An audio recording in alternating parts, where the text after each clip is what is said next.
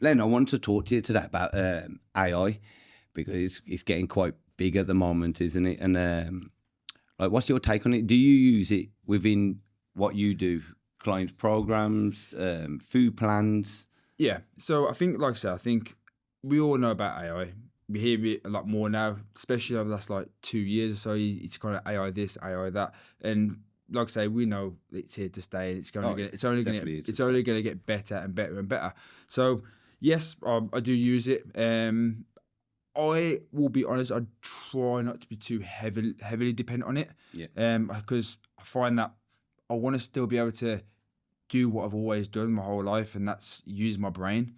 Yeah. Do you know what I mean? Totally agree with you. Totally So I agree. think I do use it to my advantage. So in regards to which most of us all, but if you haven't, there's something wrong with you. But ChatGPT, so I'm going to use that to my advantage, whether it's specific things I need to know about, or whether I just use it for an Instagram post just to check my grammar.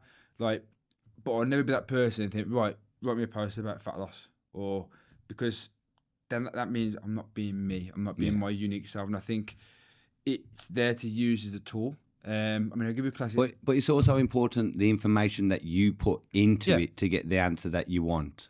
Definitely. I mean, that's definitely 100%. Like, but I think it's making sure that you don't lose yourself in it.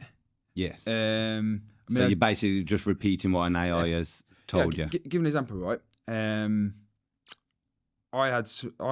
know somebody who is currently looking for work, right? Yeah. And I spoke to him and says, "Oh, how's it going? Oh, I'm just trying to brush up my CV and stuff like that." I went, "Oh, what are you using?" I'm using ChatGPT to do it for me. And how many jobs you applied for? I can't remember how many it was. Quite a lot. I said, "Any responses?" No. I said, "So tell you why." I said, "Because I can tell you right now, there's probably 100 other people who've done exactly the same thing as you, who's applied for the same job, and it's the same monotone CV." Yeah, not personality. I says that CV is not you. Yeah. I says if you read that back, and if I told you to read that to your partner or something, would they be able to say, "Yeah, that's you, that is"? Yeah. I know that's you and your skills and your credentials. Of course, I wouldn't, because it's monotone. I says you need to use it to your advantage, but don't let it do all the work for you. Yeah. And I think, like I say, when I looked into it further, there's like they've done a study with regards to people who use ChatGPT, and I think the study was something like they didn't do it with the three parts. So yeah, it was AI, and then there's a AI search engine, and just doing it yourself. I think they told the people, right, you're going to write 3 essays. Yeah. So obviously they wrote the 3 essays. The first group did it with ChatGPT. The first group researched, and the third did it with the by themselves. And then at the end, they said, right, can you tell us what your essays were about? Yeah. 80% of the people who use ChatGPT couldn't quote anything from the essay, because straight away their critical thinking's gone out the window. They're not using their brain. The brain's got lazy. Yeah. And that's my only issue, is people are getting too heavily reliant on AI. It's just that, like I said before, everyone wants a quick fix on everything in this world now. If it's using AI for your work, if it's getting your meal preps delivered, a jab to lose weight, everyone. Yeah. But when I say everyone, there's a lot of people that will always pick that quick, easy way. Yeah. And like you said, the brain and the hard work is going out of it. Don't get me wrong, like AI is absolutely fantastic. I do use it. I'm not saying I don't use it. And that's what I mean. But I can't let it do everything. But I don't want to be reliant on it.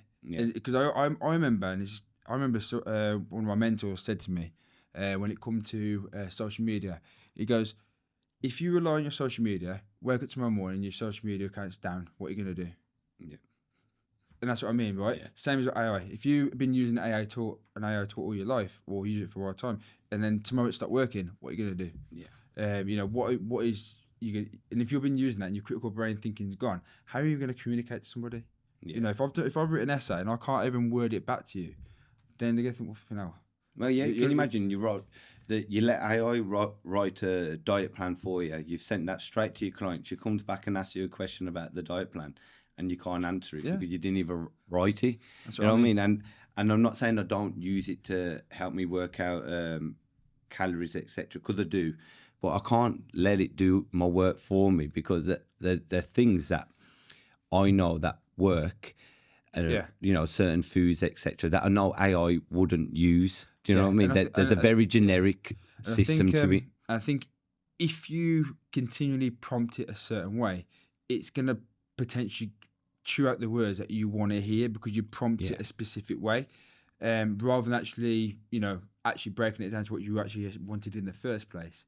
But yeah, I think, like I said, I think it's a great tool. I mean, what's your thoughts in regards to the future of AI in regards to coaching? Do you think it will replace PTs as such? No, and the reason why I don't think it will is because we've already progressed so much within the fitness industry. There's machines that can do it all for you now, that can literally count your reps and all that. But people still want to go to somebody and be accountable for. They want a personality. They want a friend. And there's something, when you're a good trainer and you have got a bit of a personality about you, you will attract people that want to come to you. Yeah. And I think that doesn't matter what happens in the world. There's always going to be a need for a human. Yeah, unless they come up with a cyborg version of you going, "Hi, I'm Damien. I'm your personal trainer today." They might do, but I still think there's people that want that interaction. Now, I can't talk for the younger generation because I've probably lost touch with, you know, the under 25s. But generally, there's a lot of real people out there who want real conversations, a real trainer, people to do real work. You know what I mean? I think the AI world is great, and I think we will progress with it, but that we can't rely on it. Yeah, I think, and I think, like I say, one of my kind of predictions is I think as we continually go through the years, I do think more and more people are going to be thriving for that human interaction. Yes. Like I said, everything we do is on our phone. Everything we do is on our laptop. Everything we're doing is on a screen. Yes, technology. Everything's electric. Rather than talking to actual human being. Yeah. And like I said, like when you speak to someone face to face, body language, tone, expressions, those are the kind of things that can speak 1,000 words as opposed to speaking to someone on a screen or speaking to someone on WhatsApp or something like that. So I definitely think, you know, as things are progressing, like there will be like that thing. Well, you know, I just want to get out of the house, or I just want to I just want to speak to someone face to face. And Len, I don't drink, but I'll go down the pub to see my friends every week. You know what I mean? You have to have that interaction, and there's some things, like I said, that AI won't take over, and if people are relying on AI for their work, then they need to stop, because you will be exposed at some point. Yeah. But working alongside it and use to your advantage, 100%. And like I said, you know, I think until like there's a humanoid of me or you, I think like personal training, I think we'll be fine. You know, there's online personal trainers, and people still choose to come and see you face to face. I know you've got a big online business, but you still got a waiting list for people to come and see you face to face. Do you know what I mean? There's always going to be that person that wants to see you. And that's what I mean, is accountability is massive. And that's why, like, again, I'm not going to say half, I'd say probably a good quarter to a third of my clients come to me for that accountability. Yeah. Like 9 times, I mean, you probably heard it yourself. A client goes, "Oh, if I didn't have a session booked for you today, I wouldn't have been here today." Yeah, 100%. Like it happens all the time. Like, it's because I think, crap, I've got a session booked in. Yeah. And if I don't turn up, I lose the session. But their whole day will be based around coming to see you. I've got to see Len later. I better have my breakfast. I've got to see Len later. I better make sure I'm hydrated. I've got to see Len later. I've got to have my green tea. You know, like everything can be around that training session, and that's how important it is for some people. Because like I said, I mean, obviously, you know, I do online coaching, and again, like I say, there's the whole layer of accountability in there. Yes, do a weekly check-in. I can't force you to do a check-in. No. You know, like I say 9 times out of 10, it's more like 1 out of 10, sorry, that won't check in on a Monday. Yeah. Is that, well... Because they know. you haven't checked in for a couple of reasons. One, you just didn't press your alarm. Yeah. Because you got lazy. Or you have had a crap weekend. You thought, I just don't want to face the scales. I don't want to face the truth.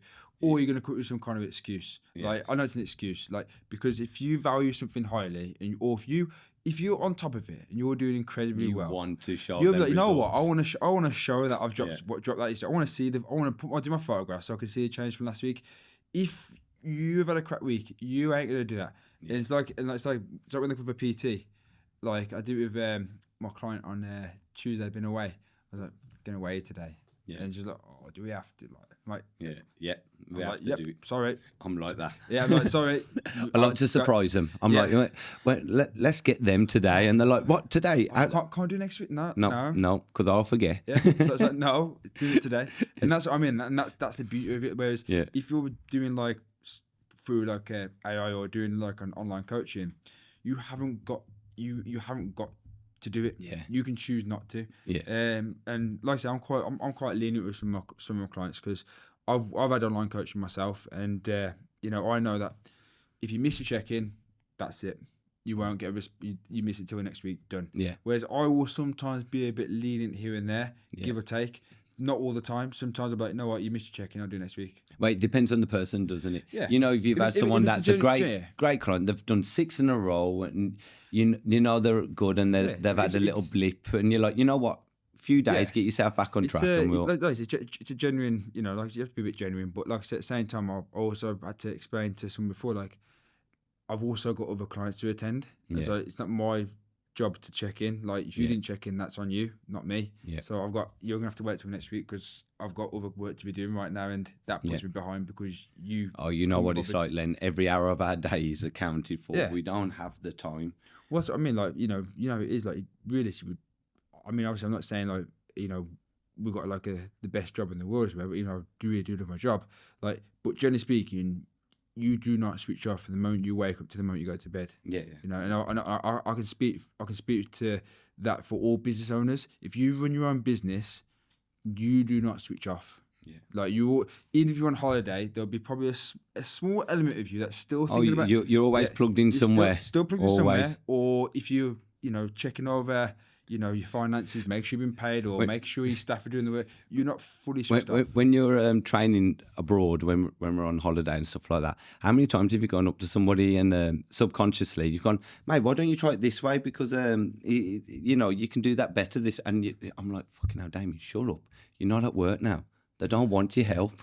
It's like even like even when you're out of work, but like you know it is like someone's drunk, comes up to you, oh yeah, PT, yeah, oh I use the bench 100 kilos, or it's just like yeah, okay mate, just add me on Instagram, I'll speak to you tomorrow. See you later. I never ever talk to a drunk person about training. It's my rule. I'm like, talk to me on Monday. Send me a message on Monday, then I know you're serious. Don't talk to me when you're drunk. Yeah, that's always been my rule.